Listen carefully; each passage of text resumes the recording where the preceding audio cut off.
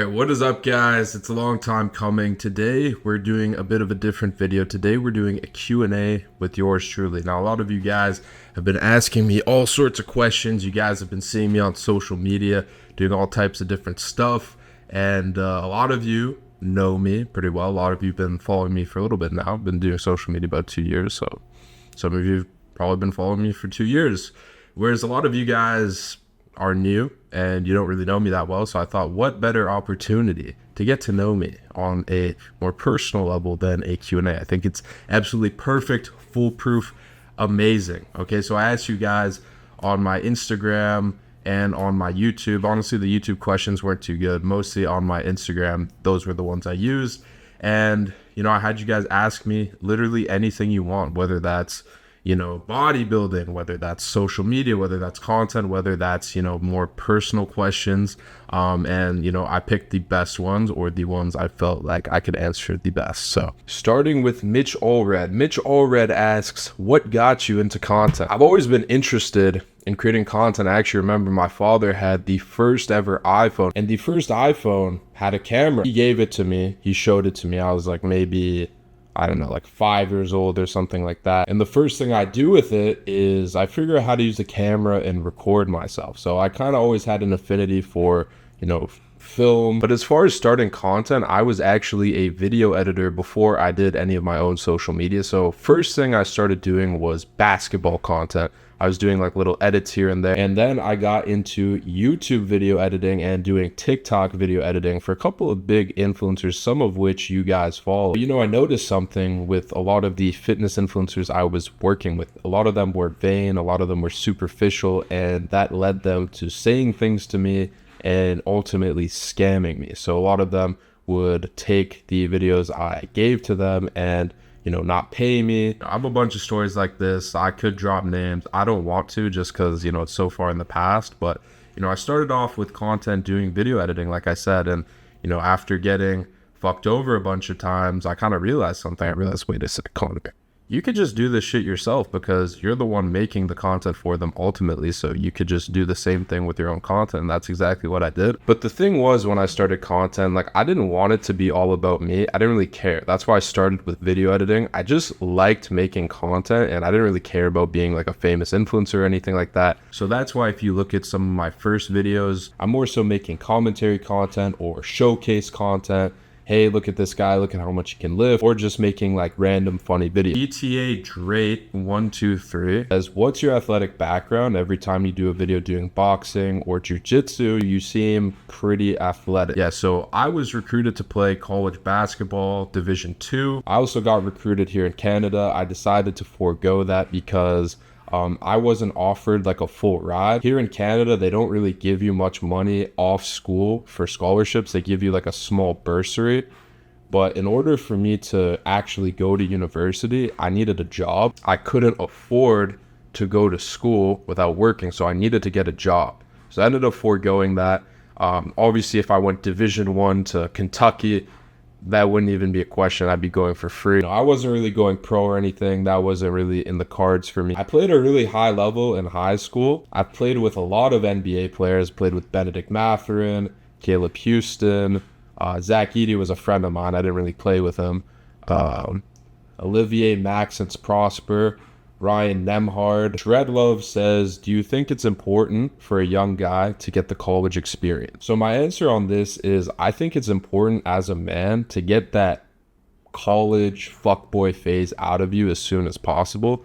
That way you can focus on the shit that actually is important. I see this all the time. There's guys that are 30 years old. They're making money, they have a kid, should be in the next phase of life where they're really trying to build that family unit. But these guys are constantly thinking about fucking girls and cheating on their wives or their long-term girlfriends because they didn't get that college experience. So you need to get that out of you as soon as possible. But with that being said, there's some people who just genuinely don't find enjoyment in that. And if that's you, don't force it. I'm saying for the guys who, you know, they want to party, they want to get chicks, bro. If you want to do that, do it, because you want to get it out of the way, and trust me, it gets kind of old quick. Joey Martinez 984 says, what's your number one tip for someone who wants to start content creation? So I would say volume before perfection. If you go on your favorite influencer's page, they're definitely going to have a ton of videos and a ton of volume and just overall practice, right? So a lot of people, they post like fucking 5 videos and they're like, oh, why am I not famous yet? Oh, this is bullshit. And they just quit. It's a lot less luck than you think, because the thing is, these creators who do this as a profession, they're skilled content creators. This is a skill. And for anyone who doesn't believe me, attempt to make a YouTube video, recreate the same exact quality as your favorite creator or your favorite influencer. It's probably pretty hard. You realize a lot of these people have teams. You're using the brain power of 5-6 people to create one short form video. Now, obviously, that's at the highest level. So if you're just a novice content creator, you really just need to practice. Problem is, a lot of people just don't have that urgency and they don't have the patience to suck for a while. But if you could just let your ego aside and just post that content and just understand that, you know, it doesn't matter if it doesn't blow up, you're just practicing. That's the best piece of advice I could give. Lemon78_347 says, what is your height and weight? Okay, so when I was 17, I was measured at the doctor's at 6'1". Since then, I think I've grown like a little bit, like maybe half an inch, but I haven't measured. At the doctor, I was 187 centimeters. So that's what, 6'1.5". So I just say I'm 6'2". My weight fluctuates a lot. Obviously, if I'm on fucking tests, I'm a lot bigger. I don't know if you guys can notice. This was my physique a couple months ago. This is my physique now. So, you know. But right now, I'm 230. And I don't really know how much bigger I want to get. I kind of just want to recomp my physique. So if I could be this weight and be leaner with the same strength, I'd be happy with that. Best says, are you natural? The answer is no. And quite frankly, with all the phytoestrogens in the water, with all the frogs turning gay, with all the horrible chemicals in our food, men's testosterone has dropped 70% from the generation previous. That means the average man today has the same testosterone as a 17-year-old girl. That is why I'm mandating everyone watching this to take 500 milligrams of testosterone per week as your prescriptive TRT. No, I'm just kidding. I'm just kidding. But no, I'm not natural. I took a cycle, went natty. I'm back on the enhanced train now, and I can honestly say life's a lot better. I'm not a doctor. I don't want to give you advice. What I said earlier was a joke, but what I do know from, you know, clinical studies, because everyone wants to say, you know, it's so unhealthy, is testosterone is well tolerated in males up to 600 milligrams per week. So most TRT is about 100 milligrams per week. And the FDA recently took the warning label off testosterone. So, I mean, just do your own research. There's guys like Jeff Bezos, Elon Musk, and Joe Rogan on TRT. So I think TRT is definitely not too bad, objectively speaking.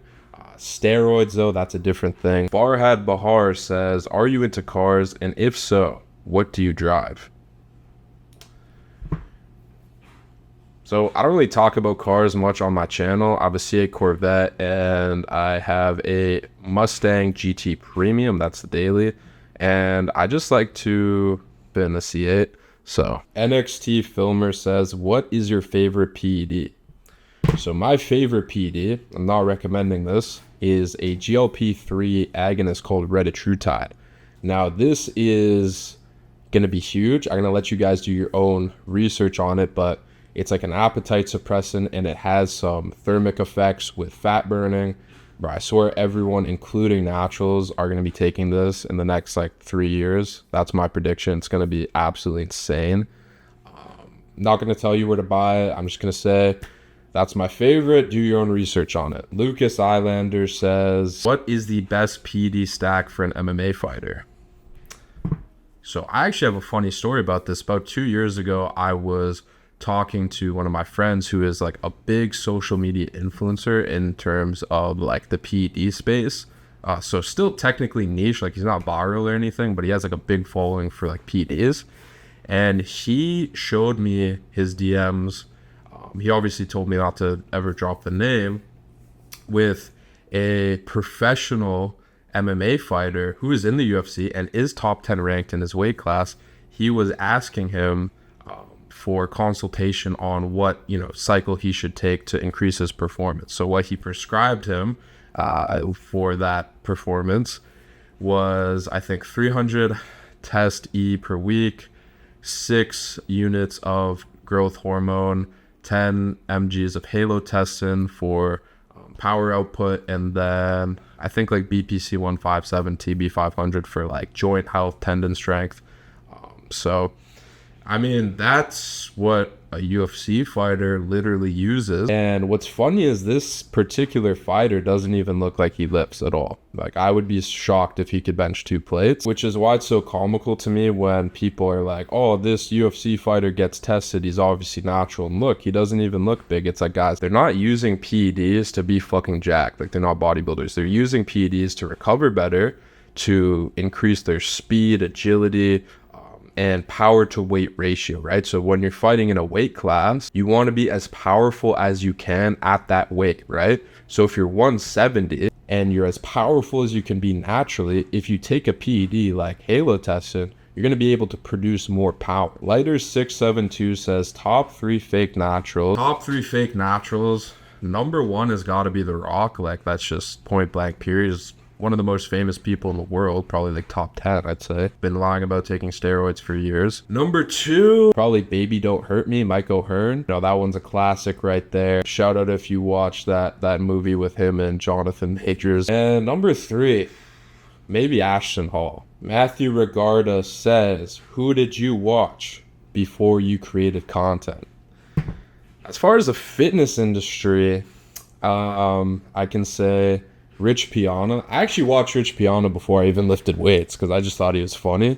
I was like, yo, who's this big motherfucker with big ass arms just talking about eating protein shakes and fucking doing gear? Like, shit was crazy to me. It was out of this world. I mean, I did watch a bit of David Lade, Callum Von Moger, just because I fucked with his lifestyle. You know what I'm saying? He was like always traveling. You know, such a Chad, bro. Fucking good guy, too. Heart of gold. I actually had the good fortune of meeting him. He's great. More plates, more dates. Definitely some really interesting videos. Founder of Natty or Not. Or actually, maybe it was Philion. I did watch Philion as well. Shout out if you remember when Philion did fitness videos. As far as like content creators outside of the gym space, I watched like, well, I obviously watched like Captain Sparkles and like Minecraft videos. That's like when I was like younger. Forest Fire Animations. I watched like Lego stop motion videos.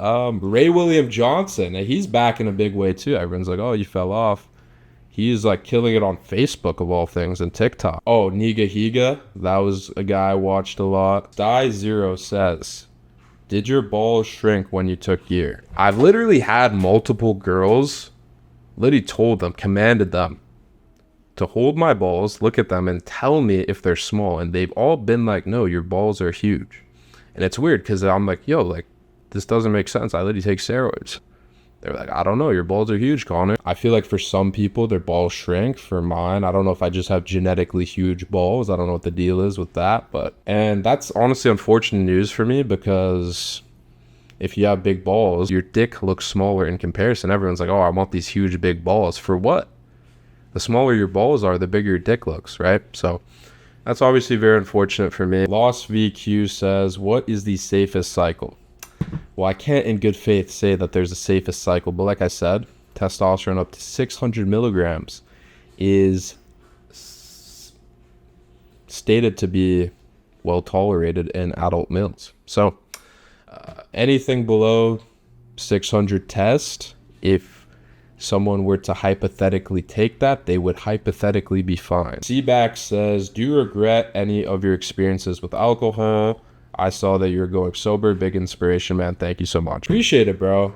Yeah, like, obviously I decided to go sober because, you know, I was drinking, and obviously I was doing drinking content, but I was also drinking on my own time. I don't want to make you guys think that, oh, I was like just doing these drinking videos and like becoming an alcoholic because of YouTube. Like, no, like I was actually living that life. Like the shit I would do off camera was like way more intense than anything on camera, obviously. I'd say the outtakes from some of those drinking videos were so fucked. Like, oh my goodness, the stuff I would do that wasn't on camera is just absolutely vile, vicious, disgusting, diabolical. No, I don't regret any of it because your experiences shape your perspective, right? And had I not experienced feeling like an absolute loser after drinking every day and losing my physique, losing my identity as a bodybuilder.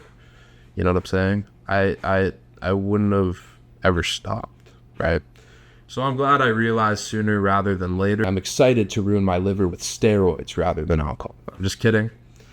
I do things very safe. I don't know if you guys picked up on this, but I'm actually not that stupid. TV, spelled Teevee. What a username. Says, what are your top 3 animes if you watch it? Top 3 animes. I'm a man of taste, okay? We got Hunter x Hunter at number 1. Number 2, we have Attack on Titan. And number 3, we have Bleach. We could go Naruto for the nostalgia factor. Ben Rufus says, fuck, imagine being named Rufus. He asks, are you the same off camera? Okay, so obviously people on social media embellish a lot. You know, they're either playing up who they are or just completely playing a character. If you see me in like a 15-second clip or like a vlog where we're doing like some activity or just like being silly, obviously like that's usually an exaggerated / embellished version. But settings like these, Q&As on the second channel, you can rest assured that's how I genuinely am. Ahmed Azam. Would you take a bullet to save Shan?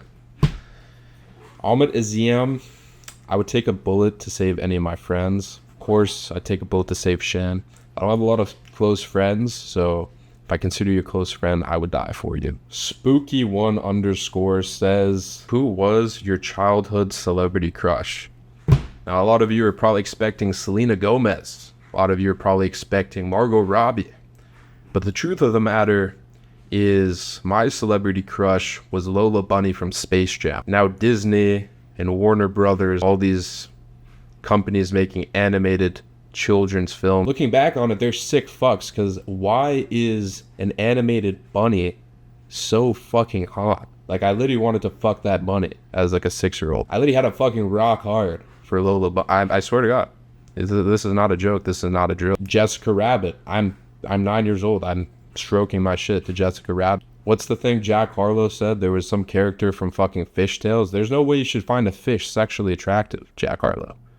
But these companies made it so that you're sexually attracted to fish. Josh Elder says, best way to pull a girl. Josh Elder, I have the perfect answer. So first thing you want to do is you want to say, hey, I have something that you're really going to want to see. They're going to respond. They're maybe panicked. They're saying, okay, what? You're then going to send them a dick pic. But not just any dick pic. A dick pic with a nice watch on, okay? That's going to make sure that, you know, they know you have money. And they're going to know that you have a nice cock. If you don't have a nice cock, maybe put $100 bills beside your dick. So it's like, okay, I have a little dick, but I have a nice watch and some money. Now that should work. You should secure the bag with that alone. But if it doesn't, don't worry. Just send her a whimpering video. Ashton Moore 17 says, who is your favorite creator to watch?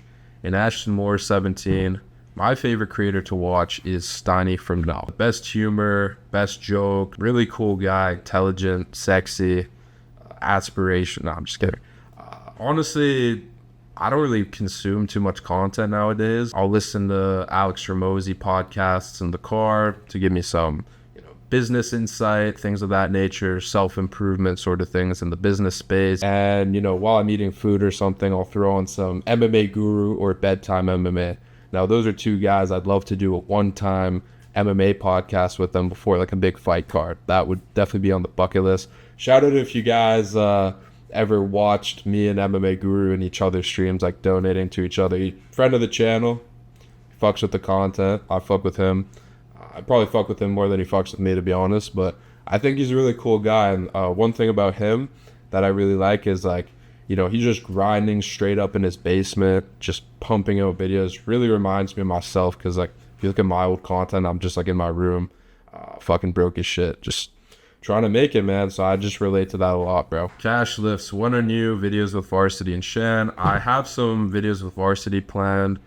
Shan, he's back in New Zealand after, we did a crazy content rip. He's here for like 6 or 8 months or something like that. And, you can only stay in a different country so long. So he has to go back for visa purposes. And you know, I haven't talked to him much, if I'm being honest, and it kind of hurts me to say that. But you know, we built this cool thing with Retaliation Project, which is, you know, clothing brand. Shout out if you guys have bought some merch. I know a lot of you guys love it. And you know, we made some really great content that a lot of people really remember and love, and that was, you know, great for the time. I definitely think we have a lot of content that we can do and a lot of potential to just keep making videos. But right now, I think, you know, I haven't talked to him much, but I think he's just, you know, living life, figuring out his own shit. You know, as his friend, I gotta support that. Everyone's on their own path, and he's making content on his channel. So if you want to, you can check that out. I know a lot of you guys prefer him to me, so you can check him out. With that being said, I actually think, you know, people say stuff like that to try and bring me down. You know, oh, Shan carries your channel, or like when I brought Varsity on, it's funny because people, they were at first being like, oh, this guy's annoying. Then they started saying, Varsity carries your channel. So like I said in the beginning, a lot of my content, I'm trying to put people in positions to win. That's what I do. I'm not concerned with myself as much. I'm more so concerned as how can I make the best content? How can I get the most people to emit those emotions? And you know, it's great because like I really feel like I can make great content with anyone. I mean, check this out. I mean, Shan, boom, 15 million view video. Varsity, 15 million view video. Ernest, Shan with the tan, 15 million view video, or like 17 million view video. Random girl I met that day, 42 million view video. So I can really work with anyone. You know, it makes me so happy that I was able to give him, you know, a platform to kind of blow up from. Now he has 1 million followers. I think like when we met, he had like, bro, like 100K. So I'm really happy and I'm really proud of him. But as far as future content with him, I don't know. Fighter Pump 8 says, what inspired your vlogs? I kind of wanted to create like a gym bro sitcom with like an overarching story. Kind of like Trailer Park Boys, more so with like fitness culture and being a douchey gym bro though. So like I said, if you actually pay attention, there's some subtle nuances and some overarching themes going on with the videos. Take the frat video, for instance. Me and Shan, we're two awkward gym bros, can't get girls, and we realize we spent all this time in the gym building these big physiques for no reason. So what do? Do we try and develop our personalities and become more interesting? Do we learn game? No. We join a fraternity.